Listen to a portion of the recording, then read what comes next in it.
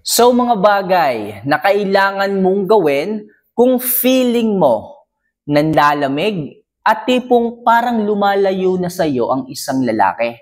Mga girls, alam ko napakalakas ng pakiramdam ninyo, ng instinct ninyo kung ang isang lalaki ay nandun pa ang init o ang isang lalaki ay nanlalamig na sa inyo. So ngayon sa video ito mga kamamay, share ko sa inyo ang mga bagay na kailangan nyong gawin upang sa ganon, ang isang lalaki ay muling bumalik yung kanyang nararamdaman sa iyo kung nafe-feel po ninyo na nanlalamig na siya at tipong lumalayo na sa inyo. So mga kamamay, bago natin to simulan, alam ko excited na kayo at alam ko, okay, marami sa inyo nakakaramdam ng ganyan. So taas naman ang kamay dyan or mag-comment naman kayo dito kung sa tingin nyo, ikaw yung tinatamaan dito sa video ito. So pasensya ka na pero ang hangad ko lang is matulungan kita at maibigay sa iyo ang mga step by step, mga hakbang na dapat mong gawin kung sakaling pinagdadaanan mo ang sitwasyong ito. So bago natin simulan ito mga kamamay, don't forget to click the subscribe button, walang bayad dyan. So i-like yung video ito para marami pa tayong matulungan na kagaya ninyong luhaan. At syempre, mag-comment ka kung sa tingin mo, ikaw yung tinatamaan. Alright? So kung nagawa mo na yung mga bagay na yan, maraming salamat mga kamamay. At simulan na po natin ang topic ngayong gabing ito. So, ano nga ba? Yung mga bagay na kailangan mong gawin kung sakaling nanlalamig o lumalayo na sa iyo ang isang lalaki. So, number 1, iwasan at layuan mo na din siya. Mga kamamay, bakit naman lalayuan? Bakit iiwasan? Gusto kong lumapit muli sa akin eh. Gusto ko nga muli kaming magkaayos eh. Bagkus, lalayuan ko naman. Iiwasan ko din. Ano mangyayari sa amin? Mga kamamay, tandaan nyo ha.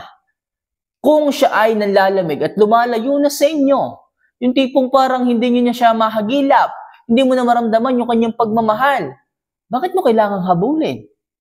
Unang-una, hindi ikaw yung may kasalanan. Kung pinapakita mo naman sa kanya, pinaparamdam mo naman sa kanya sa araw-araw yung pagmamahal mo, inaalagaan mo naman siya, pinaghahanda mo naman siya ng pagkain, pinaglalaban mo naman siya ng uniform. Okay? So, lahat, sinasakripisyo mo para sa kanya, pero wala eh, nanlalamig talaga yung lalaki eh. Siguro, siguro nanabang na siya or something na yung iba lang, merong ibang pinopormahan. Kapag kaganyan mga kamamay, hayaan mo muna siya. Huwag mo siyang habulin, umiwas ka din muna. Para sa ganon, ang isang lalaki mag-isip, magtaka kung bakit nagkaganyan ka. At syempre, ma-realize din niya kung anong kulang sa kanyang buhay. Baka kasi akala niya, porket nalolosyang ka na, porket na hindi ka na nakakapag-ayos, yung laging sinasabi ko sa inyo, hindi ka na niya mahal. Baka yun lang, naboburn out lang siya sa inyo, or something na nalolosya ka na pala sila sa inyo, o kaya naman na nananawa niya na siya sa mga ulit-ulit na nangyayari, parang naboboringan. Yung iba kasi mga lalaki, pag naboringan, humahanap na sila ng, ng ibang mapagkakaaliwan, mapagsayahan. So kapag kaganyan mga kamamay, umiwas ka din muna. Lumayo ka din muna. Para sa ganun, ma-compute ng isang lalaki ang totoong nararamdaman niya. Ewan ko lang, kapag naranasan ng isang lalaki na walang nag-aasikaso sa kanya, walang naghahanda para sa kanya, may isip niya yung halaga mo. Hindi yung maghahabol ka na maghahabol. Hindi yung magmamakaawa ka nagmamakaawa. Lalo pong lumalayo yung isang lalaki kapag kaganon eh. Lalo po niyang itinataas yung tingin niya sa kanyang sarili kapag kaganon eh. Iisipin niya na, naku, hindi ko muna ito babalikan o hindi ko na ito babalikan kasi nga, kita mo naman yung sarili niya, hindi mo lang niya pinapahalagan, habol siya ng habol sa akin. Yun yung maiisip ng isang lalaki mga kamamay. Pero kung ikaw ay hindi mo siya papansinin, hindi ka maghahabol, lalayo ka din, maglalaylo ka din sa kanya, tapos magpo-focus ka sa sarili mo, sigurado ako ang isang lalaki ay sa halip na makapag-focus sa bago niyang hinaharap, makikita niya yung improvement mo sa kanyang pag-alis sa buhay mo. At pag nakita nyo yun, sisihin niya kanyang sarili na, teka lang, bakit nung naghiwalay kami? Bakit nung hindi na ako nagbibigay ng oras sa kanya? Lalong gumanda. Dapat ko bang iwanan to? Dapat ko bang bayaan to? Ang ganda, lalong gumanda, nag-ayos. Diba? Ganun dapat ang mindset mo kamama. Hindi yung kapag lumalayo siya, nanlalamig, hinahabol-habol mo, nagmamakaawa ka pa, may paluhod-luhod ka pa, wag ganyan. Kaya mga kamamaya, kung napifeel nyo na nanlalamig na siya, napifeel ninyo na tipong lumalayo na siya, mag-lie low din muna kayo. Lumayo din muna kayo, o baka, o kailangan mag-reverse psychology din kayo sa kanya. Para sa ganoon, ma-feel niya kung ano yung ipinaparamdam niya sa iyo. So, number 2, huwag kang maging lalong needy sa kanya. Okay? Tandaan yung mga kamamay, nananawa na nga yung lalaki Nauumay na nga yung lalaki Lumalayo na nga, nanlalamig na nga. Tapos magiging needy ka pa? Hahanapin mo siya para ka rin naghahabol pagka ganyan. Para ka din nga nagdi-demand kapag ganyan. Pigilan niyo yung sarili niyo mga kamamay. Kung alam ninyo na parang nawawala na nga yung init sa pagitan ninyong dalawa, bakit hindi mo muling pag-initin? Kamamay, paano mangyayari yun? Nanlalamig na nga Wala na nga siyang bukang bibig, kundi ang nasasakal na siya. Diba? Anong gagawin ko? Di syempre mag-ayos ka, magpaganda ka. Tingnan mo sarili mo, humarap ka sa salamin. Mga mamaya, sarili mo pala, hindi mo na nasikaso. Yung mukha mo, hindi mo man lamang nahihilamusan. Magtatabi kayo sa gabi, tapos ang katawan mo, hindi ka ba lamang nanghihinaw? Mga kamamay naman. Baka nasa inyo rin ang dahilan Mag-improve po kayo. Magpaganda at mag-ayos po kayo. Control nyo po yan mga kamamay. Control po ninyo yan. Kaya please lang, huwag kayong maging needy sa kanya. Kung alam nyo na lumalayo, yung tipong hindi ka na binibigyan ng oras, mag-ayos kayo ng sarili nyo. Para sa ganun, siya mismo yung kusang bumalik sa inyo. Magpaganda kayo, magpa-sex kayo, para ang isang lalaki ay hindi tamarin ng pag-uwi sa bahay. Baka kasi mamaya, isipin ng isang lalaki na, mamaya na nga ako uuwi. Pag uwi ko naman, amoy isda yung asawa ko Tatabi sa akin, amoy araw. Tatabi sa akin, amoy pawis. Hindi mo man lamang nanghihinaw. Tapos ano sasabihin sa akin? Kung mahal ko daw siya, dapat tinitiis niya ang amoy niya. O tinitiis ko ang amoy niya. Mga kamamay naman. Please, mga babae kayo.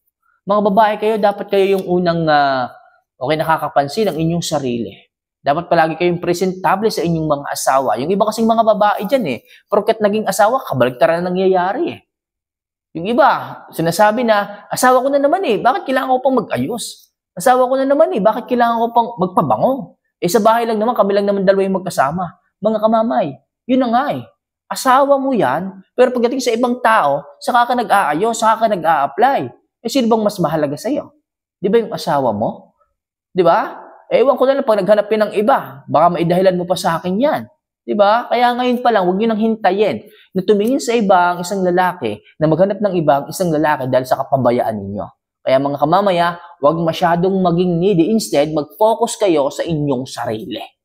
So next, kamustahin siya sa mahinahong paraan. Tandaan yung mga kamamaya, kung nafe-feel po ninyo na tipong talagang wala na ang lamig na, halos parang lumilipas na lang yung araw, walang nangyayari, lumilipas na lang yung gabi, talagang magkatabi lang kayo, magkatalikuran pa kayo, so bigla ka nilang naiiyak sa hindi mo maipaliwanag na dahilan, yung dating ang sweet-sweet ninyo, magkaakap o magkayakap pa kayo bago matulog, ngayon, magkatalikuran na. Napakapait, napakasakit yan mga kamamay. So baka meron tayong ganyan yung mga kamamay natin dyan, yung mga kababaihan natin dyan, baka ganyan ang inyong pinagdadaanan ngayon. Mag-comment naman kayo para kahit pa, no? Okay, mailabas po ninyo yung sakit na nararamdaman ninyo. Okay? Kapag ganyan mga kamamay, kausapin niyo po ng mahinahon. Okay, walang pressure. Pag-usapan niyo para sa ganun, hindi na kayo umaasang dalawa. Kung sa tingin niyo wala na talagang pag-asa, tanggapin po ninyo yung kasagutan. Mag-lie low muna kayo, magpalamig muna kayo, pag-usapan nyo ng ayos, okay, para sa ganun, walang pag-asa at walang sumbatang mangyari sa hinaharap. Okay, kaya mga kamamay, kausapin nyo po at kamustahin nyo sa mahinahong paraan. So next, tanggapin ang sagot niya kahit hindi mo ito gusto. Tandaan nyo mga kamamaya, kung ano man ang isasagot sa inyong isang lalaki, sabihin man niya na parang nananawa na siya, nalolosyang ka na, tanggapin niyo po yun mga kamamay. Okay? So yun po yung nararamdaman niyan Hindi porket sinabi niya yun, kailangan mong magalit, kailangan mong manumbat, kailangan mong magmura, kailangan mong taasan ng boses sa kanya, hindi po mga kamamay. Yun ang kanyang nararamdaman Kailangan mo yung respeto. Okay? So pakinggan mo yung kanya sinasabi at pakinggan mo kung paano mo rin ito i-improve. Kung sinabi niya na, ayoko na sa'yo, kasi losyang ka na Ayoko na sa'yo kasi nagbago ka na. So, i-improve mo yun. Sinabi na niya, kailangan matandaan mo yon at yun ang i-improve mo sa mga susunod na araw. So, hayaan mo muna siya, wag mo muna siyang habulin, para sa ganun makapag-isip-isip din yung isang lalaki at ipakita mo na willing kang baguhin yung mga bagay na ayaw niya.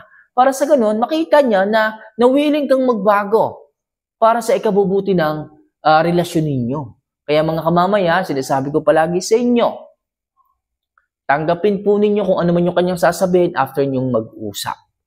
And last, bumalik sa sarili mong mundo. Kung sakali man na, ayun nga, nagtapat siya ng nararamdaman sa inyo at napagod talaga siya, hayaan niyo muna, magbigay kayo ng oras at bumalik ka rin muna sa sarili mong mundo. Anong ibig kong sabihin? Sarili mong mundo na ikaw lang talaga ang iniisip mo. Okay, hayaan mo muna siya.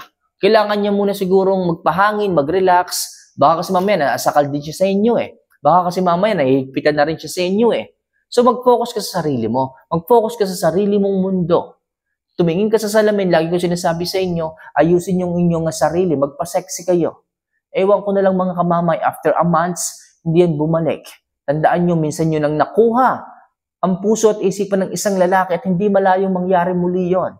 Ibalik nyo lamang yung dating kayo, ibalik nyo lamang yung dating ugali ninyo, baka kasi mamaya katoksika na lang din puro lagi pinapakita nyo sa isang lalaki.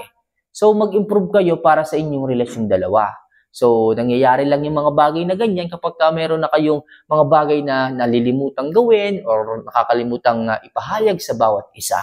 So mga kamamay, ilan lang yan sa mga bagay na kailangan nyong gawin kung sakaling nanlalamig na o umiiwas ng isang lalaki sa inyo. Sana makatulong ang ilang mga bagay na yan sa inyong relasyon. So for more video and love advice na kagaya nito, lagi kong sabi sa inyo, don't forget to click the subscribe button at i-like yung ating video ito. Kung sa tingin mo, gusto mo rin mag-share ng nararamdaman, open lang po ang comment section. So see you for our next vlog mga kamamay. See you. Mahal ko po kayo. Paalam.